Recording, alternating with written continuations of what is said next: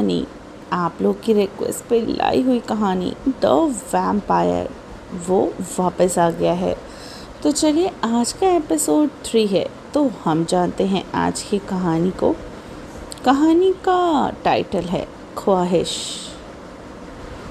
ख्वाहिश कौन हो सकती है आखिर, कौन? और ये डायरी जैसी लग रही है, पर ये वहाँ क्या कर रही थी? उसे देखकर ख्वाहिश ये सोचने लगती है, फिर कहती है शायद किसी की गिर गई हो, मेरे जैसा ही होगा कोई महान जो वहाँ गिरा होगा शायद। ये सोचकर वह अपने कंधों को उचका देती है और डायरी को लेकर बेड पर आकर बैठ जाती है। वह डायरी पढ़ना स्टार्ट करती है। ख्वाहिश उस डायरी का दूसरा पन्ना खोलती है और पढ़ती है सन 1962, दिनांक 12 दिसंबर। हे, ये मैं हूँ, आरफ। मेरा नाम, मेरी पहचान अलग है औरों से, और मेरा मतलब हम सब अलग हैं। मैं और मेरा परिवार। खिड़की से रोज़ अपनी उम्र के बच्चों को मैं बस्ता टांगे हंसी मजाक करते हुए और आपस में लड़ते झगड़ते खेलते देख मुझे बहुत अच्छा लगता था। लेकिन हमारा उनसे अलग होने की वजह से हमें इन सब से दूर रहता था। अलग होने से मेरा मतलब है इंसानों से अलग होना। हम बस उनके जैसे दिखते हैं, लेकिन हम उनके जैसे बिल्कुल भी नहीं हैं। अभी हम सब अपने ऊपर कंट्रोल करना और इंसानों के बीच रहने के तौर तरीकों को सीख रहे हैं, क्योंकि हम सब अभी छोटे हैं और साथ में हमारी उम्र का तेज़ी से बढ़ना एक मुख्य कारण है, जिसकी वजह से हम लोगों को कम ही घुल मिल पाते हैं। हमारी पहचान बाहर आने का डर रहता है, इसलिए भी मुझे अकेले बैठकर खिड़की से बाहर देखना और साथ ही लिखना बहुत अच्छा लगता है। हम कभी स्कूल नहीं गए, लेकिन हमें पढ़ना लिखना अच्छे से आता है, और ये सब हमें अपनी माँ के द्वारा ही सीखा है।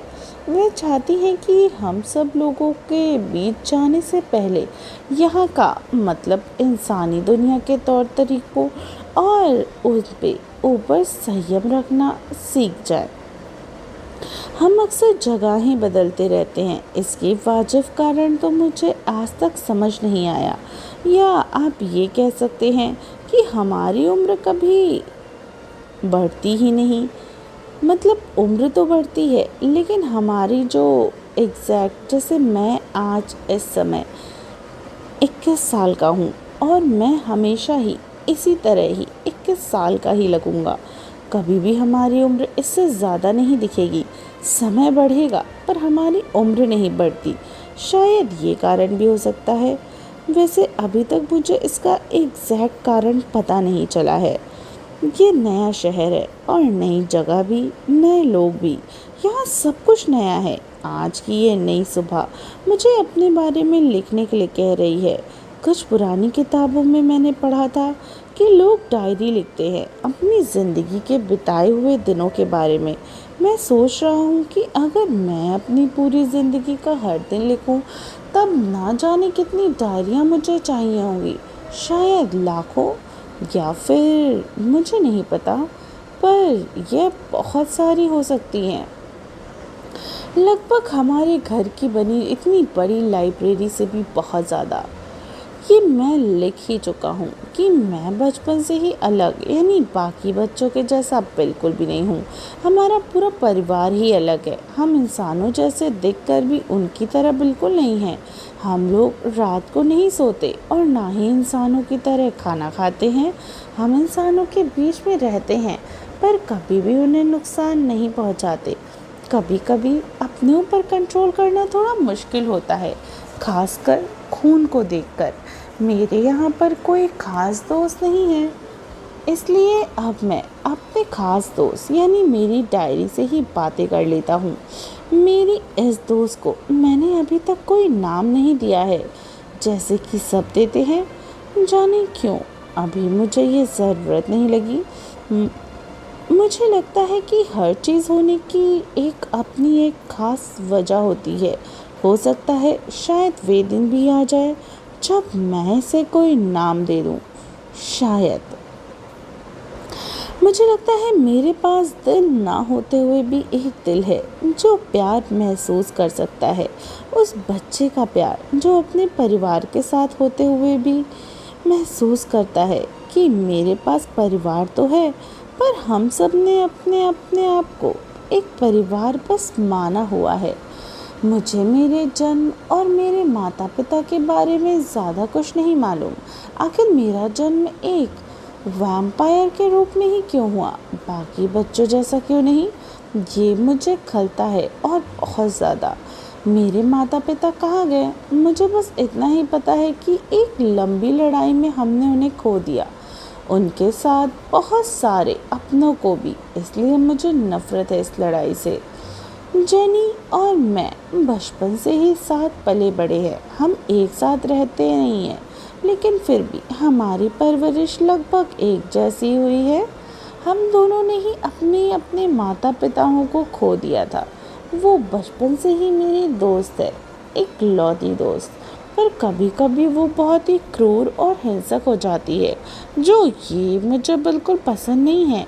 जेनी मेरे जैसी नहीं है, इसका मतलब वो एक वैम्पायर नहीं है, वो एक वुल्फ है। ये अजीब है कि मैं और जेनी दोस्त हैं, एक वैम्पायर और वुल्फ दोस्त हो। ये बस हमारी इस दुनिया में ही मुमकिन है। पर एक लंबी लड़ाई और अपनों को खो देने के बाद हम लोगों ने आपस में शांति बनाए रखने का समझौता किया है और कुछ नियम बनाए हैं जो इस समझौते को बरकरार रख सके।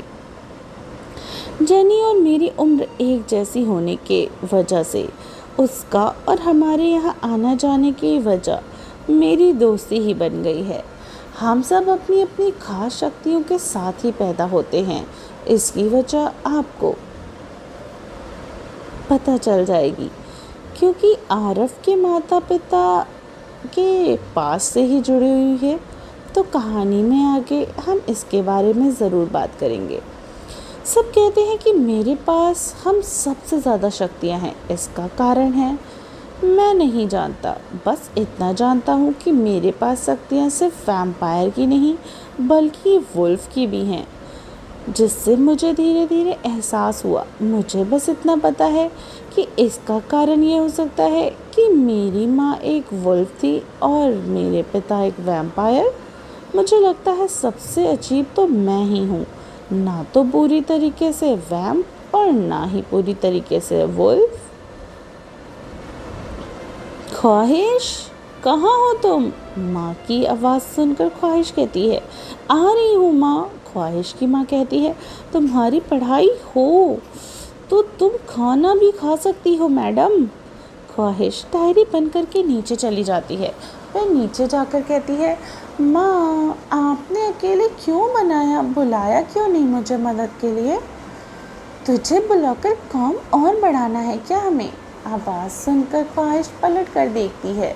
अरे नैना दी, आप कब आई? नैना दी कहती है, बहुत देर हो गई, मुझे लगा तुम नीचे आ जाओगी, पर मैडम को तो अपनी गुफा इतनी प्यारी है कि दिन रात वहीं कैद रहती हैं। ख्वाहिश थोड़ा चिढ़ते हुए कहती है, ओहो दी, वो मेरा कमरा है, कोई गुफा थोड़ी ना। यह कहकर वो उनके गले लग जाती है। गले लगते हुए कहती है, अच्छा दी, ये बताओ कि आप मेरे लिए क्या लेकर आए हो, और जीजू कहाँ हैं, वो नहीं आए क्या? माँ, बस कर ख्वाहिश, एक साथ कितने सवाल करेगी? नैना, इसकी तो आदत है माँ, अब तो जानते ही हो, मत टोका करो इसे। मुझे इसकी बचकानी हरकतें अच्छी लगती हैं। तुम्हारी चॉकलेट्स रखी हैं, उन्हें ले लेना, और हाँ, सारी एक साथ मत खा जाना। तुम्हारे जीजू ऑफिस के काम से 2 दिन के लिए बाहर गए हैं, इसलिए मैं यहाँ अकेले ही आ गई। इस हालत में अकेले रहने का मन नहीं करता। ख्वाहिश, इतनी सारी चॉकलेट्स, वो भी मेरे लिए दी? वाओ दी, आई लव यू। अच्छा कितने महीने का हो गया आपका ये बेबी बम? नैना 2 महीने का हो गया है, आज से पूरे 2 महीने हो गए। ख्वाहिश अब बस 7 महीने बाकी हैं और ओ आएगा एक नन्हा मुन्ना मेहमान, मैं मासी बनूंगी पूरे 7 महीनों के बाद। ख्वाहिश खुशी से चिल्ला कर बोलती है और उसे मैं अपने जैसा ही बनाऊंगी। माँ कहती है ये पागल कम है घर में, जो हमें दूसरी चाहिए वो तुम्हारे जैसा बिल्कुल भी नहीं बनेगा, मेरी नैना की कॉपी होगा वो ये सब ख्वाहिश को छेड़ने के लिए कहती हैं। तभी पापा आ जाते हैं। किसने कहा मेरी बेटी को पागल है? बस करो तुम दोनों मिलकर इसके पीछे पड़ जाती हो। थोड़ा दिमाग हिला है इसका, पर तो हमारी बेटी ही है। ख्वाहिश पापा आप भी बोल लो, सबके साथ मिलके बोलो। ख्वाहिश मुंह बना लेती है, सब हंसने लगते हैं और खाना खाने बैठ जाते हैं। पापा ऋषि कल वापस आ जाएंगे। नैना अरे वाह पापा, कितने दिनों के बाद आ रहे हैं ना भाई, मैं उनसे मिलना भी चाहती थी। ख्वाहिश माँ आप तैयार रहना, मैडम आ रही हैं आपका हुक्म चलाने। नैना तुम अमृता से इतना चिढ़ती क्यों हो? तुम अमृता से इतना चिढ़ती क्यों हो? ख्वाहिश आप रहने दो दीदी, आप रहकर देखना उसके साथ अब। और माँ पर ऐसे ऑर्डर चलाती है जैसे माँ ना होकर उसकी नौकरानी हो। माँ मैं उसकी भी माँ हूँ ख्वाहिश, मुझे बुरा नहीं लगता उसके कुछ भी बोलने से, वो मेरे लिए तुम दोनों की जैसी ही है। ख्वाहिश तब आप सब करना उसे जी भर के प्यार, उससे कह देना कि मुझसे दूर रहे, उसके लिए ठीक होगा। इतना बोलकर निकल जाती है वो वहाँ से। अपने कमरे में जाकर दोबारा वही डायरी खोलकर बैठ जाती है और पढ़ना शुरू कर देती है।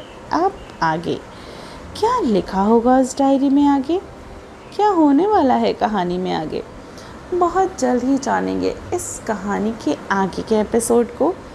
आप लोगों में से किसी ने मुझसे ये कहा कि मुझे कम से कम 2 कहानियों को एक साथ मर्ज करके बनाना चाहिए, है ना? बट सॉरी, मुझे थोड़ा टाइम दीजिए। कम से कम 1 या 2 दिन का, मैं 2 कहानियों को साथ में मर्ज करके ज़रूर लेकर आऊँगी, ठीक है? सब आपकी रिक्वेस्ट पर, क्योंकि आपको स्टोरी थोड़ी छोटी लग रही है इसलिए।